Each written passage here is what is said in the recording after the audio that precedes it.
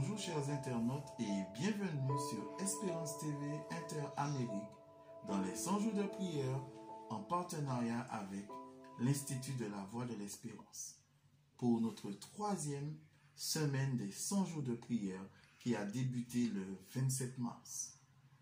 C'est un plaisir partagé que de vous retrouver à notre rendez-vous hebdomadaire. Notre thème central, du sein de nos urgents besoins, invoquons Jésus. Confiné, renouvelé, sauvé. 3 mots pour décrire le plan de Dieu pour nous aujourd'hui. Dans le jardin de Gethsémani, Jésus invita les disciples à le retrouver. Confiné dans cet endroit apaisant, Jésus livra sa dernière bataille et remporter la victoire sur le péché pour sauver l'humanité. Certes, confinés, mais déjà sauvés. Vivons la victoire de notre salut à travers ce chant qui nous sera interprété par un trio. Écoutons-les. J'ai la victoire. La victoire, victoire sur l'ennemi, toute arme forgée contre moi est vaincue. Grand est celui qui en moi vit. À la fin, j'obtiendrai ce qu'il m'a promis. Oui, je suis un conquérant par lui qui m'aime. Je suis victorieux, je ne serai pas vaincu. J'aurai la certitude, il achèvera, oui je le crois, ce qui fait en moi, je suis conquérant. J'ai la victoire, victoire sur l'ennemi, toute arme forgée contre moi est vaincue. Grand est celui qui en moi vit. À la fin, j'obtiendrai ce qu'il m'a promis. Oui, je suis un conquérant par lui qui m'aime. Je suis victorieux, je ne serai pas vaincu. J'aurai la certitude, il achèvera, oui je le crois, ce qui fait en moi, je suis conquérant. Je suis conquérant. Je suis conquérant.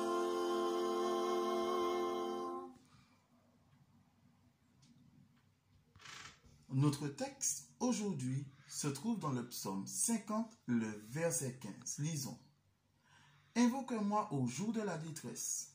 Je te délivrerai et tu me glorifieras.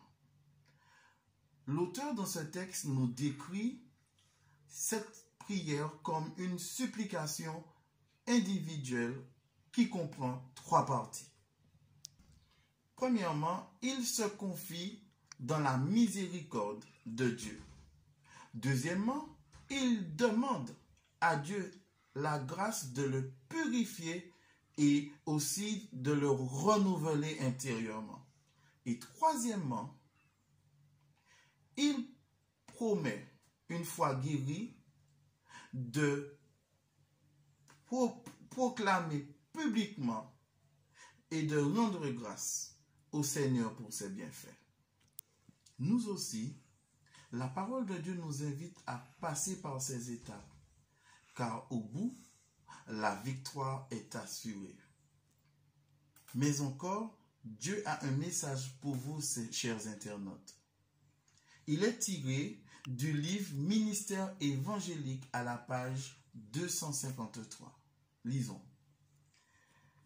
Les plus grandes victoires remportées pour la cause de Dieu ne sont dues ni à de savants arguments, ni à la faveur des circonstances, ni à l'abondance des ressources matérielles.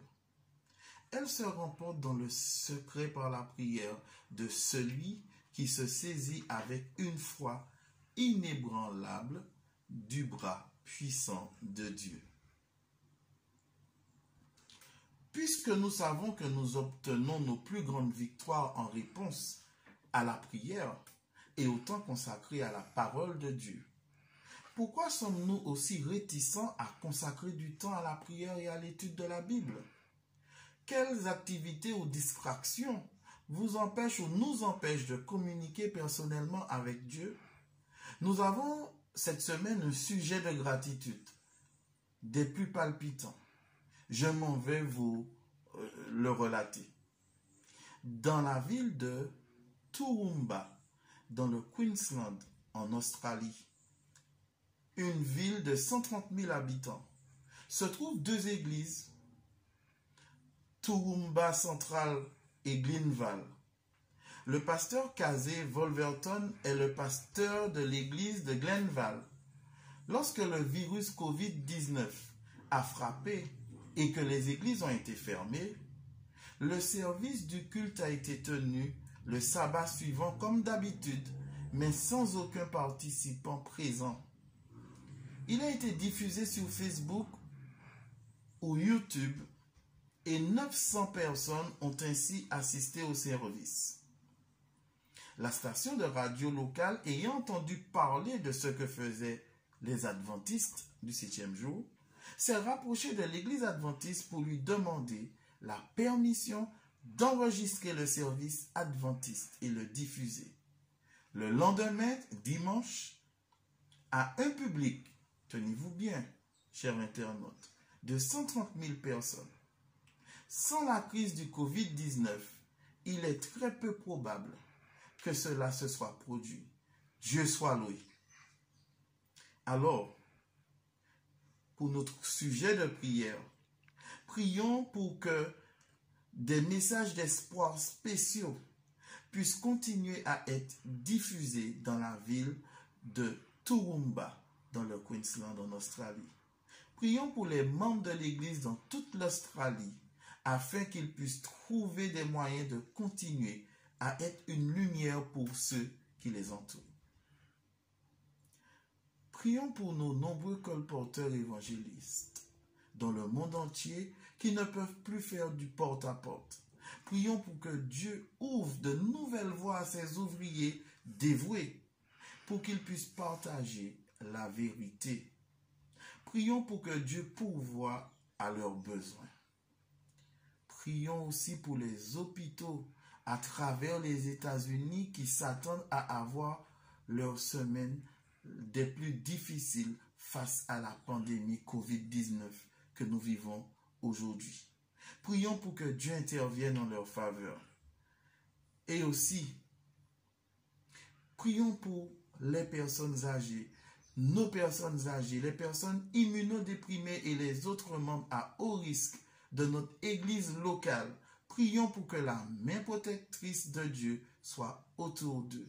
Et enfin, prions pour ceux qui ont déjà perdu des proches et des êtres chers à cause de cette pandémie du coronavirus. Prions pour qu'ils aient le courage et la force de s'accrocher à Dieu. Avant de nous séparer, je vous invite à incliner la tête pour une prière. Tendre Père Céleste, merci infiniment. Au travers de ce confinement, tu ne cesses jour après jour de nous éclairer par ta parole. Jésus nous a montré l'exemple où dans ce jardin, il a livré une bataille des plus extraordinaires pour nous racheter de la mort du péché. Merci, tendre Père, de nous rappeler cela. Et en dépit de notre confinement, nous continuerons à demeurer connectés à toi. Au nom de Jésus. Amen. Je vous remercie de votre attention et je vous dis à bientôt.